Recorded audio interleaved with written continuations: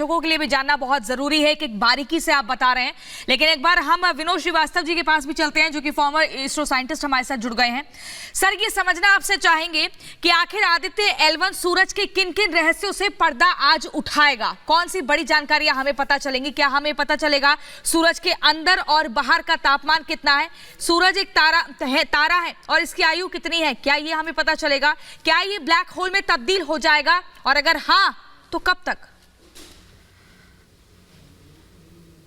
आपने बहुत सारे सवाल पूछ लिए जी। अब मैं आपको ये बताना चाहूंगा, जब ये जो सूर्य से जहाँ के ये गैस का एक बहुत बड़ा गोला है, जहाँ का टेम्परेचर बहुत ज़्यादा 5000 मिलियन सेंटीग्रेड है, तो जब हम इसको जब ऑब्जर्व करते हैं तो मैक्सिमम जो था अभी तक हम जब कर पाए थे जब ये हमारा ग्रहण पड़ता था, जब इसमें आप बाहर में आप कोरोना देखते थे, तो जो कोरोना की इंटेंसिटी है और जो सूर्य की इंटेंसिटी है वो इतनी ज़्यादा है कि जो बाहर कोरोना जो करीब 2100 किलोमीटर के एरिया में फैलता है उसको हम स्टडी नहीं कर पा रहे थे। तो इसमें जो सेंसर्स लगे हुए हैं, जो इसमें इंस्ट्रूमेंट्स लगे हुए हैं, सब भारत में बने हुए इंस्ट्रूमेंट्स हैं, वो उस तरह का वहाँ पे एक सीन क्रिएट करेगा कि हमको सूर्य से आने वाला मेन प्रकाश नहीं दिखाई देगा, और जो उसका जो कोरोना निकलेगा। कोरोना क्यों निकलता है? कोरोना इसलिए निकलता है कि उसके अंदर में हीलियम से हाइड्रोजन और हाइड्रोजन से हीलियम में ये नाभिकीय विस्फोट होते रहते हैं। उसी के हिसाब से कभी कभी क्या होता है, एक बहुत लंबा चंक जिसको कि हम वहाँ सूर्य से निकलकर पृथ्वी की ओर आता है, जिसको कि हम बोलते हैं स्पेस वेदर। इससे निकलने वाले जो कण हैं या जो प्रोटॉन्स हैं, न्यूट्रॉन्स हैं और जो एक्सरे निकलती हैं, ये आने के बाद में जो हमारे सौर मंडल में जो हमारे पृथ्वी के चारों तरफ जो सैटेलाइट्स हैं उनके रख रखाव में और उनके कार्यान्वयन में ये बाधा डालते हैं। तो इन सबको जानकारी के लिए इस तरह के हम लोग एक्सपेरिमेंट करते हैं। अब आपको ये मैं बताना चाहूँगा कि इसको L1 को आदित्य को पहले भेजने के पहले 1964 में कोडाई कनाल में एक ऑब्जर्वेटरी स्थापित की गई थी, जिनका वहाँ पे वैज्ञानिकों का सूर्य का अध्ययन कर रहे थे, लेकिन उसमें ज़्यादा उनको सफलता नहीं मिली क्योंकि ये बहुत दूर था। अब जब हम सूर्य के पास पहुँच रहे हैं, जिसको कि हमने L1 पॉइंट दिया हुआ है, वहाँ से सूर्य में होने वाले जो भी विस्फोट हो रहे हैं, जो भी वहाँ से एक्सरेज निकल रही हैं, प्रोटॉन्स या हाई एनर्जी एक्सरेज निकल रहे हैं, बिल्कुल सर, ये मापने के लिए उनके सारे संयंत्र। हाँ। सर, मैं और भी समझना चाहूंगी, देखिए बहुत कम ये कहें कि बस चंद मिनटों का वक्त है जब अपने आखिरी पड़ाव को पूरा कर लेगा जो अपना मिशन है, आदित्य मिशन L1 में स्थापित कर दिया जाएगा। वो मैं जरा समझना चाहूंगी वीएन झा जी, ये कहा जा रहा है कि जो आखिरी वक्त में थ्रस्टर से या हेलो ऑर्बिट में स्थापित करने की प्रक्रिया होगी वो चैलेंजिंग होगी। मुझे लगता है कि इस वक्त वही चल रहा होगा। सर, इसको जरा मैं आसान भाषा में समझना चाहूंगी। देखिए क्या होने वाला है कि अभी जो ये क्राफ्ट है आदित्य, इसका लगभग सितंबर के एंड में, अक्टूबर के शुरू में मिड कोर्स करेक्शन एक होता है कि आप वो कोर्स करेक्शन करके इसको बिल्कुल ठीक वहां पे लेके जाना चाहते हैं जहां से कि लैग्रेंज एरिया का जो स्फीयर है वो शुरू होता है। तो आप मान लीजिए एक वर्लपूल है, आप क्राफ्ट को उस वर्लपूल के बिल्कुल नजदीक किनारे पे लेके जाना चाहते हैं, तो वो जो मिड कोर्स करेक्शन होता है वो वही चीज होती है।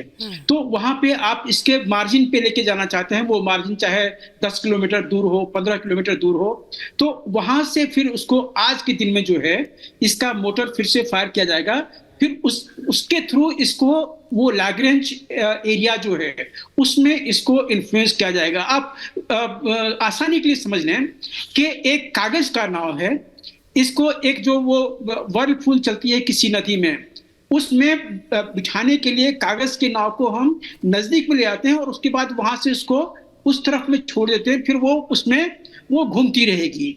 ये लैग्रेंज पॉइंट जो है ये इसी तरह का घूमता हुआ जो ग्रेविटी का सर्किल है, जिसमें कि पृथ्वी का आकर्षण और सूरज का आकर्षण एक दूसरे को नलिफाई करती है।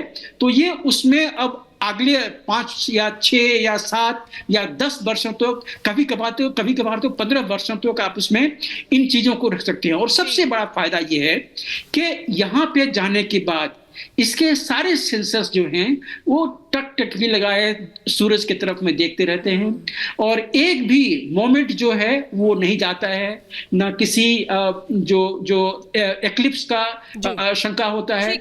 बीच में 2 पॉइंट्स हैं, वो मरकरी और ये जो है शुक्र ग्रह जो हैं ये दोनों बीच में आते हैं, लेकिन बिल्कुल छोटा सा स्पॉट जैसे वो आते हैं। तो उसके अलावे सारी कुछ हैं 24/7 ये उसको गेज करता रहेगा। और एक और रिएक्शन हम ले लेते हैं विनोद श्रीवास्तव सर से। सर ये समझना चाहेंगे लैंग्रेज को जो है ना 5 पॉइंट्स में बांटा गया है, थोड़ा सा आप आसान भाषा में उन 5 पॉइंट्स के बारे में बताएं। और साथ ही आप अब से कुछ देर पहले कोरोनल हीटिंग के बारे में बता रहे थे, सोलर विंड के बारे में आपने बताया, तो क्या कोरोनल मास इजेक्शन के बारे में भी हमें पता चलेगा? यस, जो हमारे इंस्ट्रूमेंट इस पे लगे हुए हैं, जो भी मास इजेक्शन होगा उस इंस्ट्रूमेंट का नाम दिया गया है विजिबल इमिशन लाइन क्रोनोग्राफ। जो ये इंस्ट्रूमेंट उस पर लगा हुआ है वो उस पर मेजर करता रहेगा और हमको बताएगा कि कितना मास वहां से इजेक्ट हुआ है। अब आपने पूछा था कि ये कब ये ब्लैक होल हो जाएगा। अब सूर्य की जो उम्र है, जो माने इसकी जो लाइफ है, जब उसमें इस तरह से विस्फोट होते रहेंगे और वहां से वो मास निकलता रहेगा, तो इस समय इसका सूर्य का इतना ज्यादा वजन है, इतना ज्यादा वेट है, तो अभी नियर फ्यूचर में ऐसा होने की कोई संभावना नहीं है जी। और जो इसमें से निकलने वाली जो एक्सरेज हैं और जो बहुत सारे एक्सपेरिमेंट्स वगैरह उसमें लगे हुए हैं, तो उनसे हमको पता लगता रहता है कि इसमें से सूर्य में कितना लॉस हो रहा है। तो इस तरह के वैज्ञानिक एक्सपेरिमेंट्स, अब मैं आपको ये बताना चाहूंगा कि ये जो 5 पॉइंट्स में बांटा गया है लैंग्रेज को, ये जो आपने पूछा ना L1 क्या है, L2 क्या है, L3 क्या है, L4 क्या है। अगर 2 बॉडीज ले लीजिए जिनमें की गुरुत्वाकर्षण है जमीन में, 2 मैग्नेट को अगर आप रख लीजिए और उनके बीच में आप अगर लोहा या कोई ऐसा चीज ले जाएंगे, तो दोनों मैग्नेट के फोर्स के बीच में वो मैग्नेटिक नीडल जो होती है, इसरो की ये जो एक कोशिश है ये सफलतापूर्वक आगे बढ़े, इसकी हर कोई कामना कर रहा है, क्योंकि इसके बाद पूरी दुनिया, अमेरिका, यूरोप समेत तमाम वो देश सूर्य अध्ययन के लिए भारत की ओर देखेंगे। बहुत बहुत धन्यवाद आप दोनों सर, आप तमाम जानकारी आपने दी। विनोद जी आपका भी और वीएन झा जी आपका भी बहुत बहुत धन्यवाद। और अगली खबर के लिए रुक करेंगे।